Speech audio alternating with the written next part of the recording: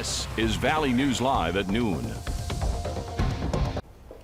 Well, a day filled with rain, wind, and some storms. It is a first alert weather day. So let's check in with meteorologist Lisa Green to see what we can expect. Hey, Lisa. Good morning. Yes, we've already had a good amount of rain for parts of the valley. The wind has been picking up in some instances, and we're looking at that threat of storms. But at least it's not this. This is in western North Dakota in the Trotters area. White out here along ND 16, Highway 16 there from the DOT. So this is an area that saw quite a bit of snow so far with this system on the colder side of it. We've had several inches reported in places like Watford City in the Beach area, 4.5 inches in the Scar area, and north of Beach, around that Trotters area, 7 inches of rain, or snow rather. Now talking about rain on our side, we've already picked up more than an inch in the Devil's Lake area at Baker.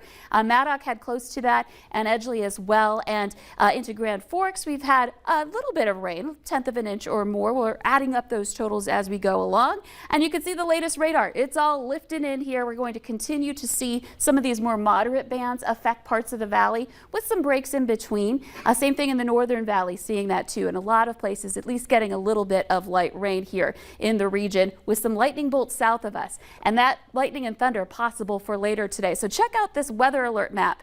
We're looking at winter alerts in the west, winter storm warning for southwestern North Dakota. And then on our side of the state and into Minnesota, a severe storm risk for this afternoon. We're talking winds that could be damaging, but in addition to that, some isolated tornadoes possible. So I'm going to be tracking that for you in your hour-by-hour planner coming up. We're going to talk about the timing of this, when it will move out, and when we may expect some frost following it as well. A lot going on here in the weather. We'll definitely stay tuned with you. Thanks, Lisa. Well, new for you at noon, the trial of a former West Fargo teacher is underway as he fights the state's claims that he lured a 14-year-old Florida girl online for sex.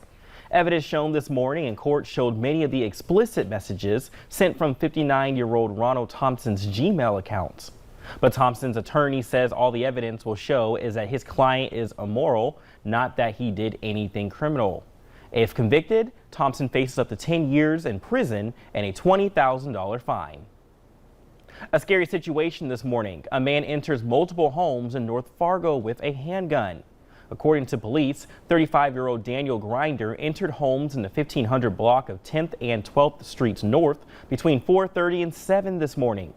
Grinder but did not threaten anyone at the time, and it is unclear why he was there. Police found out that he was on probation with a GPS ankle monitor. Grinder was found in the backyard of a home on the 1400 block of North University Drive later this morning. He was arrested for 2 counts of felony criminal trespass as well as a felon in possession of a firearm. Now, the city of Moorhead is adopting a ban on full-flavored tobacco products. The council took the issue up last night at a meeting and heard from multiple people about the issue. Most of them supported the flavor ban. All of the council supported the ordinance except council member Matthew Gilbertson, who voted against it. The ordinance adopted by the council also bans the sale of menthol products. Well, President Biden is meeting with business leaders in the shipping and trucking industries to try to figure out ways to avoid Christmas coming a little late this season. Natalie Brand has more details from the White House. The White House announced workers in the ports of Los Angeles and Long Beach, California are moving to 24/7 operations to clear a logjam of goods sitting offshore. We are processing right now as a country record levels of containers and other goods coming into our ports already. The issue is that there's even more demand than the supply chain can support. FedEx and UPS are also committing to expanding their operations. Gene Soroka, the head of the Port of Los Angeles, says his workers are already moving record numbers of goods, but the ships keep arriving. They're averaging 6 days per week of work since the beginning of the COVID-19 restrictions here in March of 2020. And that's why we keep moving so much cargo, but it's still more on the way, and we've got to keep shipping at that. There are similar bottlenecks in ports around the country as the increase in online shopping has fueled more imports, but there's a shortage of truck drivers to help deliver the goods. And the end result is a lot of businesses are going to be under pressure. I think you're going to see businesses not be able to make their Christmas, their holiday shopping season targets because they can't get the inventory in stock.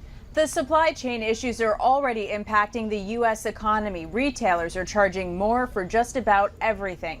The Labor Department announced inflation rose again in September. The Consumer Price Index is now 5.4% higher this year compared to last. Probably going to see higher prices persist right through the beginning of next year, probably through the end of the first quarter.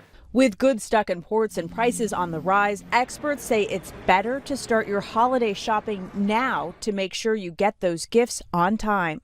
Natalie Brandt, CBS News, the White House. The Biden administration says it is working with states to try to speed up the process for getting new truck drivers their licenses in order to help keep with the trucking shortage. Well, because of inflation, people who get Social Security are about to see more cash each month. The Social Security Administration says recipients will see monthly checks jump by 5.9% next year. Those monthly payments will soar about $92 to an estimated $1,657 for 2022. Well, roadblock for booster shots. The FDA says that Moderna's latest shot does not meet all the criteria needed for approval. While data on its booster shot shows that it does increase the level of protection from the coronavirus, scientists say the difference in antibody levels before and after the shot is not wide enough. Now to news that impacts travelers on our northern and southern borders. The Biden administration is lifting pandemic travel restrictions that block people in Canada and Mexico from entering the U.S. Starting next month, travelers who prove they are fully vaccinated can cross the border for non-essential activities like tourism and family visits. Travelers who are not vaccinated will still be kept out if their travel is considered non-essential. By January, all travelers entering from Canada for essential travel, including truck drivers, will have to show proof of vaccination. Well, actor William Shatner, along with 3 fellow passengers, went for a real-life ride in space today.